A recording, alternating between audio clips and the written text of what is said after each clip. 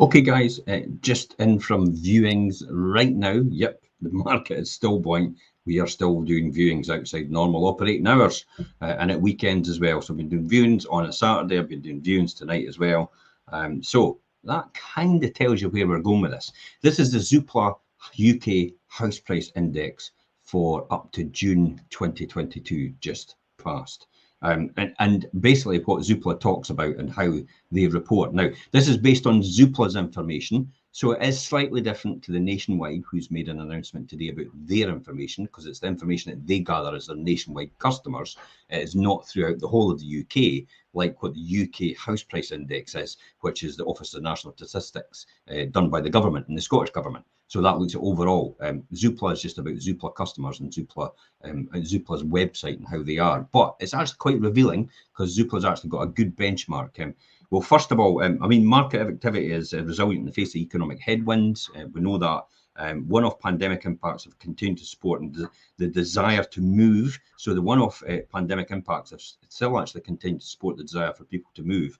And sales volumes are actually down 10% on the previous year. Total sales that exceeded the original projections. They are expecting 1.3 million sales completions in 2022. That's 100,000 higher than actually forecast. So that's actually good in terms of the number of transactions coming onto the market and number of properties available for people to buy. So it's a good mix and a good movement as well. More activity means the rate of price growth will not slow as fast as they expected, as Zoopla expected. Even if there were a sharp drop in demand, it still won't slow as fast as they expected to. So that's quite revealing as well, the fact that they're saying that in the executive summary. They expect house prices to end the year 5% higher over the 2022 period. Now, I'll talk about Fife in general in a minute when we're going through about where Fife is right now and where I expect the Fife market to appear at the end. Interestingly enough, Aberdeen, who is always negative, in this report, Aberdeen year on year is actually 8.4% higher. In the UK statistics, but in Zoopla's, it actually gives the impression that it's actually declining when it's actually not. It's because it's a certain demographic of the market that is actually recorded through Zoopla, because not everybody uses Zoopla. And the market activity is not immune from higher borrowing costs. Levels of activity will slow faster than over quarter 3 and into quarter 4. The scale of the slowdown will depend upon how mortgage rate rises. So this is going to be announced on Thursday, I believe. Mortgage Bank of England will be announcing that there's an interest rate rise on the Thursday. I've been hearing on the grapevine that mortgage rates, fixed rate deals, will actually change on Thursday morning. So if you're trying to get a mortgage right now and you want a fixed rate deal, I kind of think you better get there tomorrow. Tomorrow and get something sorted, or well, you can't even do it today, can you? It has to be tomorrow. So if you've got something in the pipeline, maybe to get some security right now and get something, a decision in principle tomorrow, and before Thursday morning, because I believe I've been told by some of the mortgage brokers that the interest rate fixed rates deals are actually going to rise, so they're not going to be as good as before. But will be interesting to see that. Now, this is on the back of the mortgage rate rises, the interest rate rises, it possibly might be coming through, and also things like inflation and the utility cost rise. In other words, energy prices rising as well, because that's fueling inflation itself. Now, the argument here is whether you can actually control inflation by putting interest rates up. I believe that's not technically possible because and the reason that cost prices are rising so much just now is due, and we'll talk about it in a wee while, but mainly due to what's going on with Ukraine and the Russia implications just now. So that war that's going on right there and now is obviously stopping supply of certain goods and materials. That then forces the price up on a supply and demand issue. Therefore, that's then cascading and passing on to consumers or production houses or manufacturers who are taking that raw material at a higher cost, but they're having to pass that cost on as well. Now that causes inflation and prices of food go up as well. And then people say, like us, say, well, we need higher wages to pay for these prices. And then therefore that's a knock-on effect to manufacturing, who then say, well, we've got higher wage costs as well now. So we're going to have to pass that on to the consumer as well. So then your prices rise again. See how that spiral? See how that spiral just goes up as a result, that natural spiral. So it has to stop somewhere. And that's why there's been a bit of restraint by some places to say that, you know, we can't get too carried away here, and we need to take stock of where we are right now, because it will spiral out of control. And you don't want to get back to the 1970s where inflation was sitting at 25% and interest rates were sitting at 19%. Yeah, that was the 1970s for you. Anyway, let's look at some numbers. This is the graph here. Okay, so this is the graph. Let me tell you all about this. Hopefully you can see this. Now, this is demand. So this is the demand. It slows off in the high base. So this is the demand. Now, this is April. In other words, demand compared to last year in April was 58% higher. Now, in June, it's now 25% higher. So the demand has actually dropped, but there's still more demand than there was the year before, year on year. The number of sales agreed for Zoopla, it was 18% above number of sales agreed than the year before in April, and in June it was 17% above. So the number of sales agreed is still true, and that kind of confirms my weekly updates that I've been doing as well on a Sunday night at 7 o'clock. That is actually the case, because that's what we're finding right across Fife when I look at Rightmove statistics. The flow of new supply, in other words, the number of properties actually coming to market compared to the year before, was 3% higher than they were the year before in April, but now in June it's 5% higher. So this confirms as well there's more stock coming on to the market, and this is actually confirmed by this demographic at the end, or this statistic, which is the stock of homes for sale. So the stock of homes for sale compared to the year before in April was 40% less. Now it's only 29% less, and that's confirmed then by the flow of new supply going up, and also the number of homes for sale actually increasing, if that makes sense, but the demand, the supply is decreasing. So that's where we are right now in terms of these numbers. Let me just go through some of the other things that they're saying about market activity.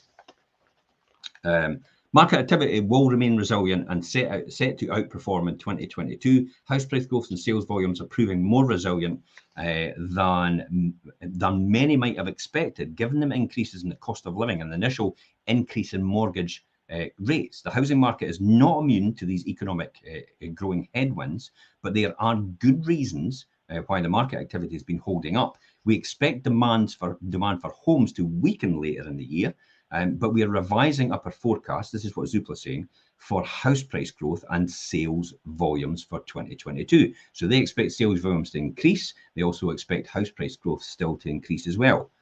So house price growth is starting to slow off a high base. So the average house prices, according to Zoopla, right across throughout the UK on their platform, what they're seeing, are still up 8.3% over the last 12 months. And that's lower than the recent high of the 9.6% in March 2022, which we just passed in the first quarter. Now, around the country, the prices are rising faster in Wales, which is 11.1%, and remaining double digits in the southwest and the East Midlands. London continues to lag well behind, with the average prices up 4% over the last year. All markets, I mean, Fife itself, let me talk about Fife.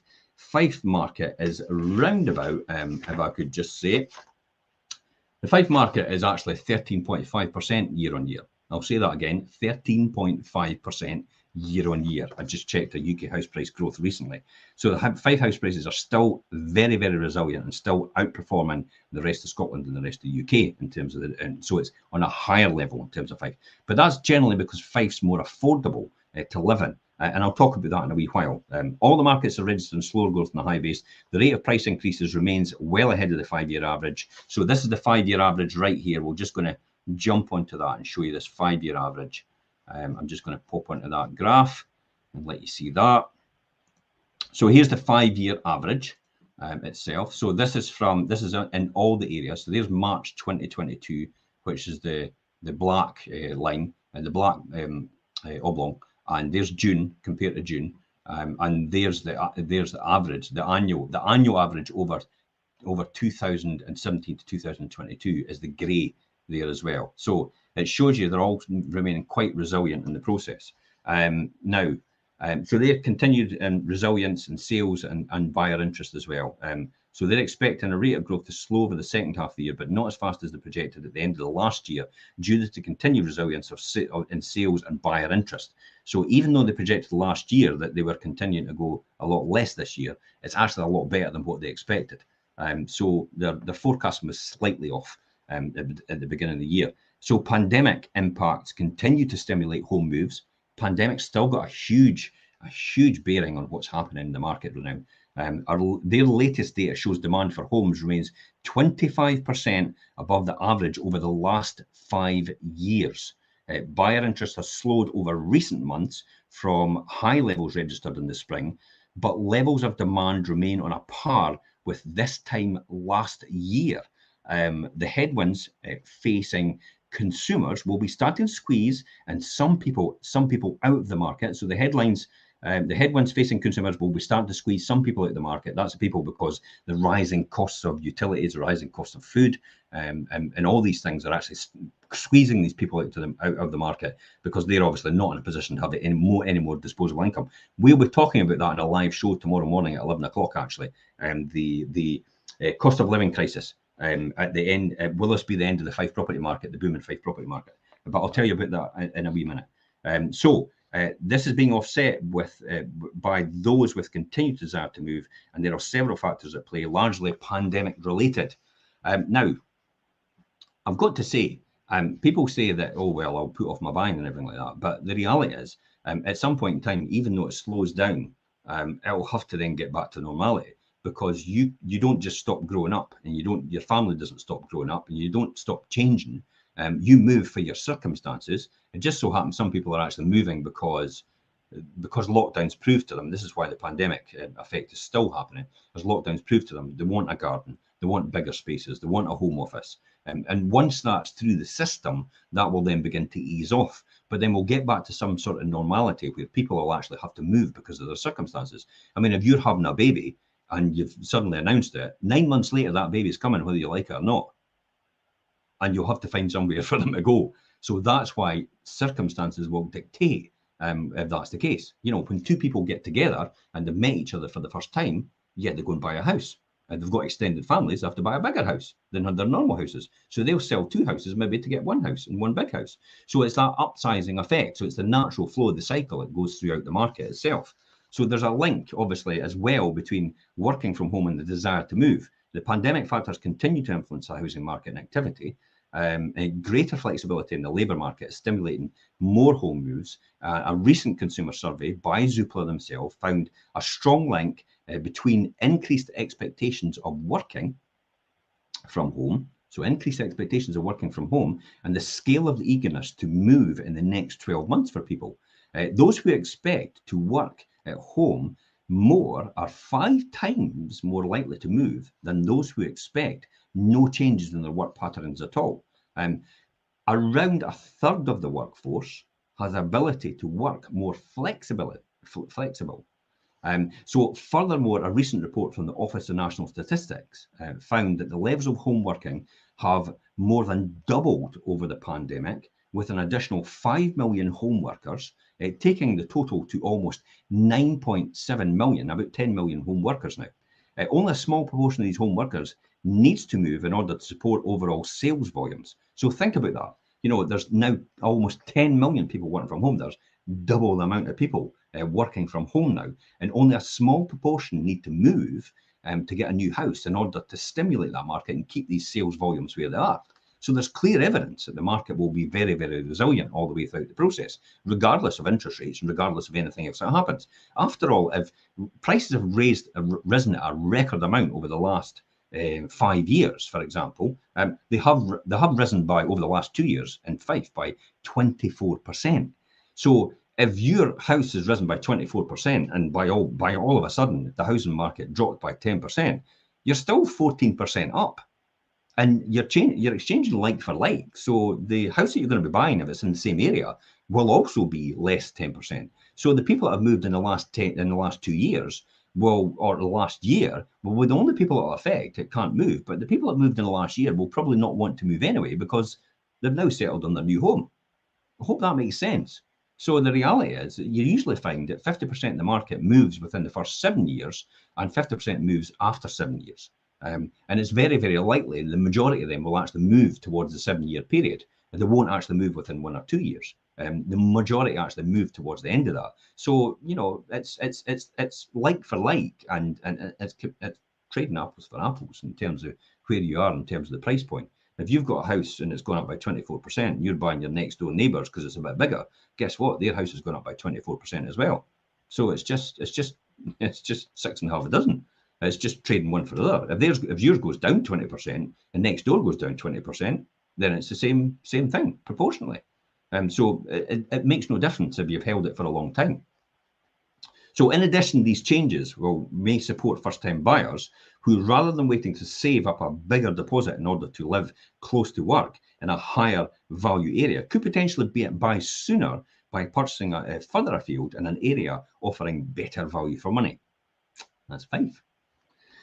And then with home working increasing to 10 million people are now beginning to think to themselves, why on earth am I sitting in a flat in the city when I could buy a house in Fife? And that's why you get people relocating, because they can work anywhere else. I proved it years and years ago, because when I first got involved in a estate agency, I remember selling my first house and I was lying on the beach in Spain. And I remember selling a house when I was on the base camp in Everest as well. So it makes no difference where you are if you've got the right systems in place in order to sustain that. So I've proved it beyond a shadow of a doubt, way before the pandemic happened.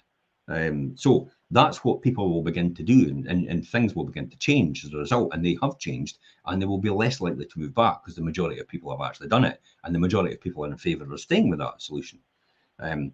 Now, here's one of the important things about the labour market. Older workers are leaving the labour market. This is where it drives it. Another impact of the pandemic has been over 500,000 older workers, that's between the 50 and 70-year-olds, leaving the labour market and becoming economically inactive. And retirement is the biggest driver and one important life stage trigger of home moving decisions. These people might want to downsize now that they're retiring. They might want to upsize, they might want to relocate. It's all these life-changing decisions it will make. Over 500,000 people have actually decided to leave the labour market as a result. So older owners with excess space who are retiring or otherwise maybe additionally motivated by move concerns of the cost of living and running costs on their current home.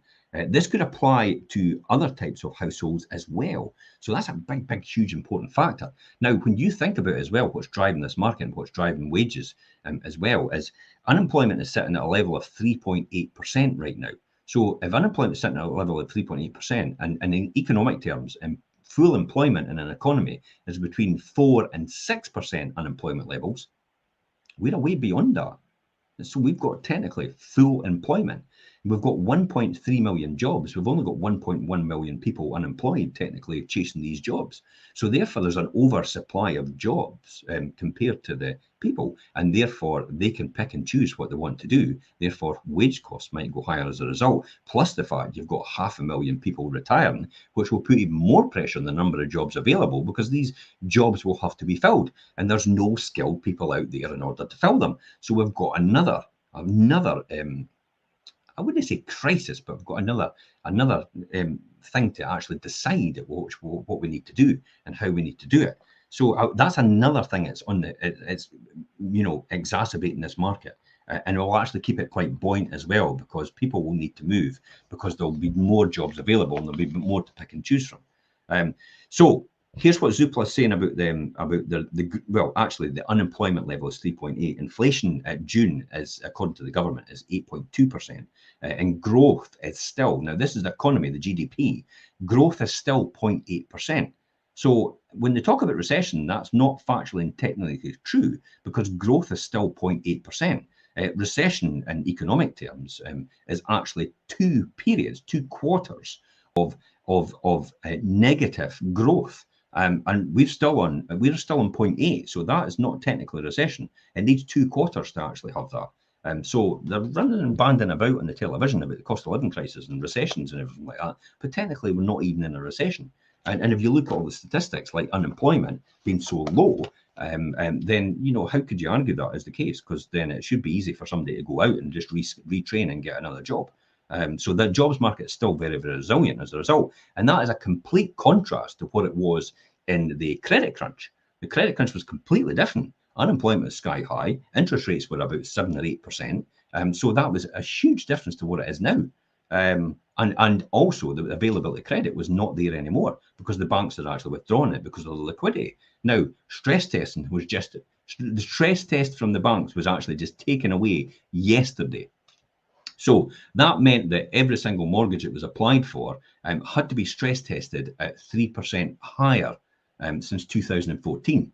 So every single mortgage, so if you were getting a mortgage at 2.5% fixed rate, they still had to stress test it at 5.5% fixed rate to see if you can afford it. Now that stress test measure was actually withdrawn yesterday and is no longer required, which will mean more people will be able to actually afford mortgages now as well, which brings more people into the home buyer market, which creates further demand.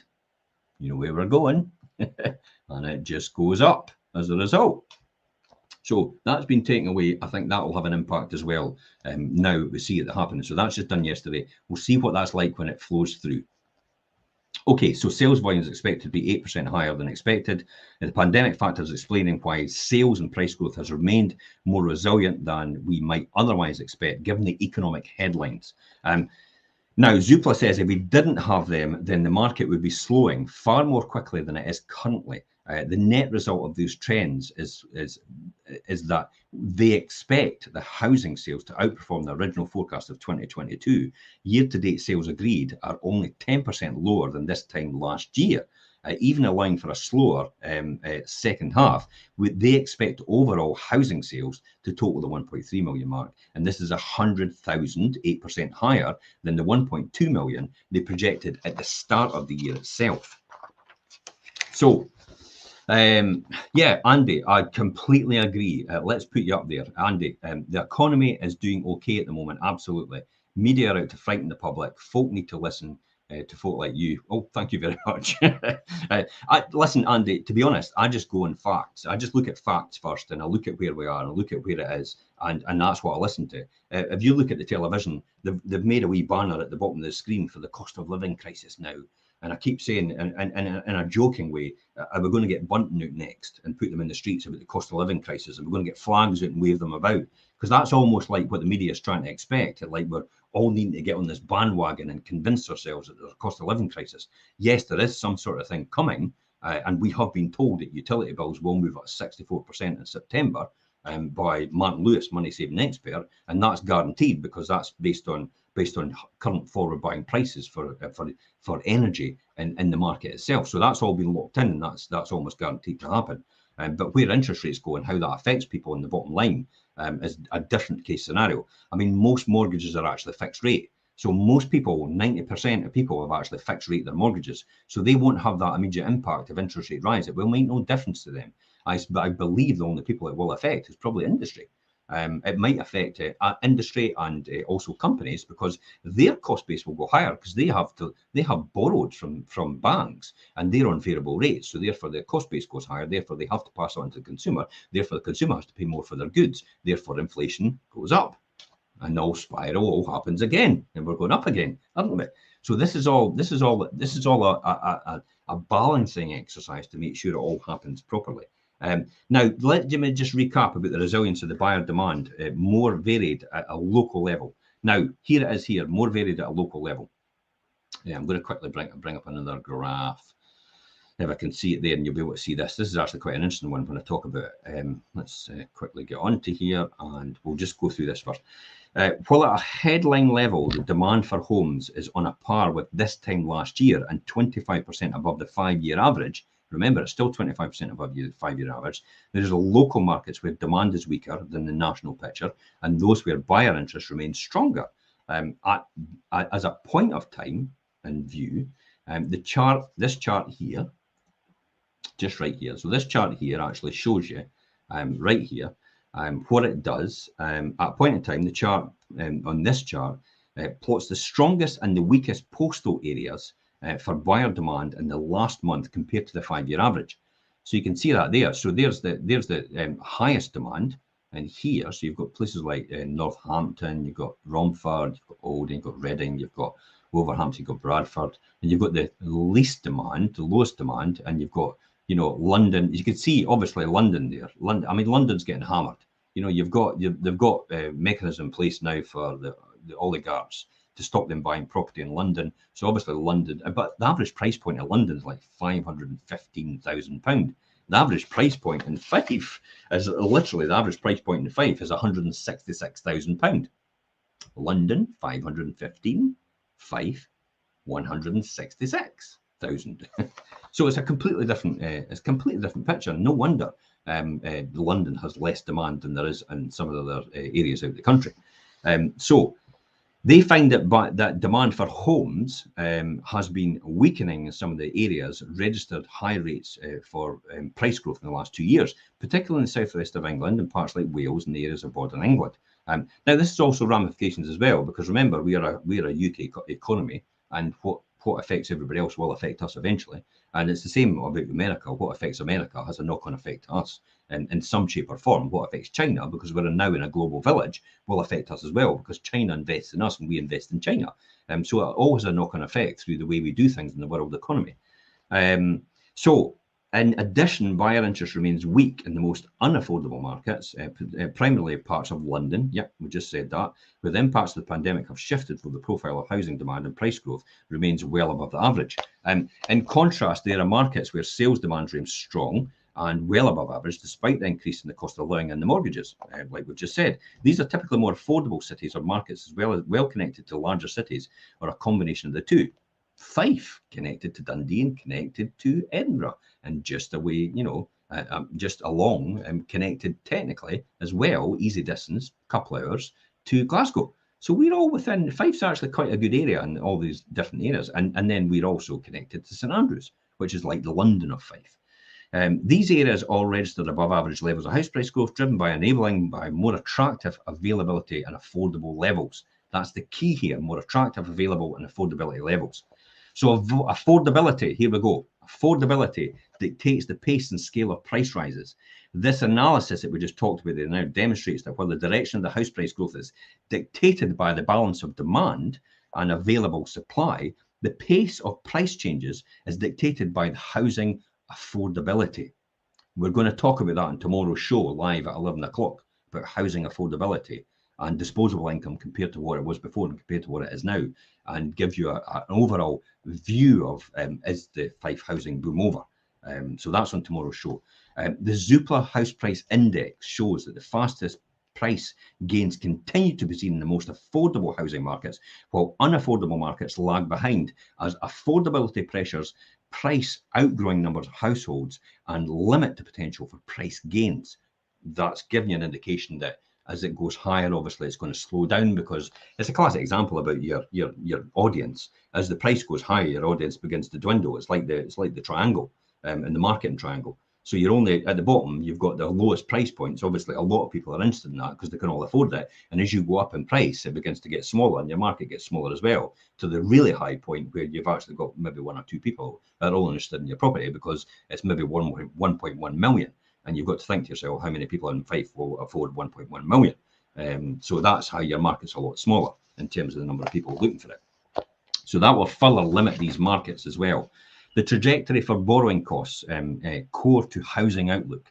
So this is one of the ones to look, as the borrowing costs are core to housing outlook. So Zoopla said they expect house price growth to continue to slow over the remainder of 2022, but at a slower rate than they originally expected.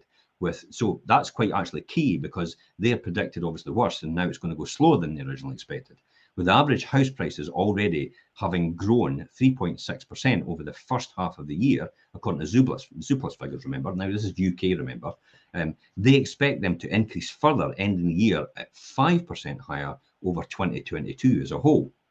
I have a sneaking suspicion Fife is going to be a lot higher by the end of 2022. I'm convinced of that because of the affordability level for Fife and how it is extremely affordable to the rest of the UK and people in Scotland itself. I keep going on about it. Why would you opt, if you've got any choice in the world to stay where, if you've got any choice in Scotland to stay where you want to stay, and you've maybe got a 2-bedroom flat in Merchant City, which is one of the converted banks, and that cost you about £450,000 for a 2-bedroom flat in Glasgow, and you don't need to work in Glasgow anymore, you can live anywhere else. East Neuk looks like a great proposition in comparison, Because what could you buy for £450,000? I rest my case. Average price point in 5 is 166,000. So, you know, you can easily afford a really, really good house, have fantastic commuting links as well. And also you can have great broadband, and you can work from home. And instead of having to go out and get a Costa, you know, for your lunch, you could actually walk down the beach for your lunch, come back to your home office, and then start your work again. Or you can go out to the countryside for a walk, or you can sit out your back garden in the peace and quiet. You can't do that in a city. And that's why it's more affordable and more attractive for people in cities to actually come out into places like this and relocate as a result. And that's why I'm convinced that prices will continue to rise, because when you look at the price point to them, this looks a really affordable level, and they are prepared to pay more as a result. And I think that's what's happening. And that's what's been happening during the pandemic and just coming out of the pandemic as well, as people are choosing to relocate to Fife. And that's why the prices are going up at an astronomical double-digit pace. So the pandemic factors, let's talk about that. Stimulating demand will continue to play a role, but the outlook for housing demand really hinges on how high interest rates rise in order to bring inflationary pressure under control. I'm still not convinced it's going to bring inflationary pressure under control. Inflationary pressure is going to go under control regardless, because it's almost like everything runs to that, you know, that like that logjam on the motorway when everybody turns up at once to this motorway, to this big queue. You're sitting in a queue for 2 hours, and you get to the end of the queue and you drive on and you think, what was that all about? There was no traffic jam, there was no single file or anything. There was just a lot more other people joining from lanes, lay-by, from feeder lanes that come into the motorway and actually joining your queue, and that's what was slowing it all down. And then 2 hours later, you're back to normal. And I think that's what's happening with inflation, and I think that's what will happen with the housing market as well. And so we'll see that in the coming months when it transpires. So it's not all doom and gloom. So that'll bring inflation pressures under control. Hopefully, interest rates are a blunt tool. You've said it. Interest rates are really a blunt tool that hit demand and economic growth. Now, I think it was famously that Nigel Lawson stood up one day and actually said to Margaret Thatcher at the time, you know, what chance are you giving me if you've only given me a one-club approach to dealing with inflation, which is actually raise interest rates? You've given me no other tools to actually use in order to curb people's consumer spending except raise interest rates. And a one-club approach to this isn't the way forward. Now, don't quote me on it. It's either Nigel Lawson, or it's either Norman Lamont. So it's either Nigel Lawson or Norman Lamont. Maybe somebody will be able to tell me in the comments. So mortgage rates have already jumped to around 3.5% from the recent lows of the sub 2%, as you've seen. Another chart here. Let's look at this wee chart on the mortgage rates to see where they are. And we'll go over that. So there's mortgage rates, 5-year, 75% loan to value, 5-year fixed, 2-year fixed, and the 2-year fixed as well. So that gives you an idea, 90% loan to value, 2-year fixed as well. So that'll give you a good indication about where we are. So the pink line is 90% mortgage rates, loan to value at 2-year fixed. So see how that's gone up, and now it went down, and then it's gone back. It's starting to climb back up again. You have the thick purple line, so dark purple there. That's the 75% loan to value 5-year fixed rate. That's going up again. You see that going up. And you have the faint purple line, which is the 75% loan to value 2-year fixed rate, again going up. You see them going up all the time. Now, let's be honest though. They were up here at the credit crunch at 8% almost. Probably even higher actually, because the base rate, because I remember that, we were at 7.5% or something. So they're up here at the credit crunch before anything happened, and we're not even half that yet where we are now. So this is all a perspective, remember, and perspective in the whole thing. So mortgage rates have remained at that level and see sub low at the 2%, and that's on that chart there. They look set to move higher towards the 4% of the rest of the year, taking them back to the 2013-2015 levels. And that's fine, because the banks have all predicted that anyway, and the economists have actually predicted that as well. So there should be no surprise if anything like that happens, or if interest rates begin to rise. Again, it's no, as they say, I think the phrase is, you maybe didn't, no shit, Sherlock. I think the phrase is, I didn't expect that to happen. Of course we did. Our analysts suggest, so Zoopla's analysts suggest 4% is a key level of mortgage rates, and one beyond which they would expect to see zero annual house price growth. So where rates to go even higher than the modest price falls are likely consequences. Demand is squeezed, and they see more of a buyer's market. So we've moved from a buyer's market. It's been a 90% seller's market, a 10% buyer's market, to a 70% seller's market, 30% buyer's market just now. So it's still in favour of the seller quite strongly still now. And only time will tell where that changes to. I think it'll level off to even Stevens, maybe 50-50. I don't think there's anything to be majorly concerned about, because we have forecasts and expectations of where interest rates are going anyway. And the banks obviously discussed it with me because I was getting further funding from them for over $1 million. And they've obviously discussed this and told me where it's going. I would know all the full details way before it's actually happened. So I could see all this coming anyway. The positive news is that the housing market is in a much better market, is in a much better position to weather a sizable jump in mortgage rates than it was in the case of the previous economic cycles. They're obviously referring to the previous credit crunch.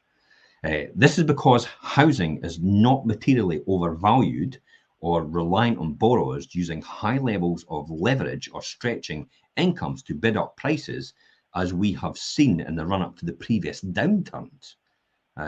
This is largely thanks to the mortgage regulations which were in place and were introduced after the global financial crisis. And that was the one I just told you was taken away yesterday, which was the stress testing in 2014, which was stress testing at 3% higher than what you'd be borrowing to see if you could afford it. So that's one of the ones that was there, and that's now been taken away yesterday. You're only allowed up to 4.5 times your income to borrow as well on a mortgage, and so that's another thing that was put in place and stuck to since the global financial crisis. So the talk of a major price falls seems wide off the mark, they're saying, but the shift from a prolonged period of cheap money to one of higher borrowing costs will have a greater influence on the housing market in 2023. Let's just finalize and finish off here. Here's a quick example of the housing market itself. I'm going to show you this graph. Let me just scroll onto it and let you see that. I'm going to make this bigger actually, because you'll not be able to see otherwise, because this shows you the whole graph of the UK as it stands. Let's just make that a wee bit bigger, and then we'll share that. Okay, hopefully you can see that. I could see it. Okay, so you can see there, Scotland, according to Zoopla, has gone up 6%. Well, that's obviously just based on Zoopla's figures year on year, but you can see all the different areas, they're all up as well. This is what I talked about they're saying, according to their figures, Aberdeen, the annual house price change in Aberdeen is minus 1.6%. But that's not factually true, because I was looking at the statistics for the Scottish Office of National Statistics, and overall, right through Scotland, Aberdeen has gone up 8.4%. So there's a wee bit of mismatch there. Possibly because maybe Zoopla is not that prevalent in Aberdeen, so they don't have enough data in order to extrapolate that information or get that statistical analysis. Because Aberdeen is more on the Aberdeen Solicitors Property Centre, they tend to use instead of Zoopla. That's maybe why Zoopla's got these skewed figures in terms of where they are. So it shows you right through the UK, but we're still all on pluses just now. And then we go into the house price index as well, and then it shows you where they are just now on the house price index. And then you've got places like Edinburgh and Aberdeen. Again, they're showing Aberdeen less. But according to Zoopla, Edinburgh, whereas, Edinburgh's used a fair bit on Zoopla. Edinburgh Solicitors Property Centre is quite a prominent one as well. But they take all that data away, obviously, because they don't use Zoopla, some of these people. So they don't get all that information. But still all going in the same and right direction as you would expect anyway. And that's it, guys. So I think overall we should be looking at a resilient market still in place. So I don't think personally there's anything to be concerned about, and I think Zoopla's backed that up, and they've kind of backed up my figures that I've been looking at on a weekly basis and a monthly basis, and we'll be doing a review every single Sunday at 7 o'clock. Watch out for this show tomorrow, and I'll just play our trailer for this. This is our show. It's running tomorrow, and QVT.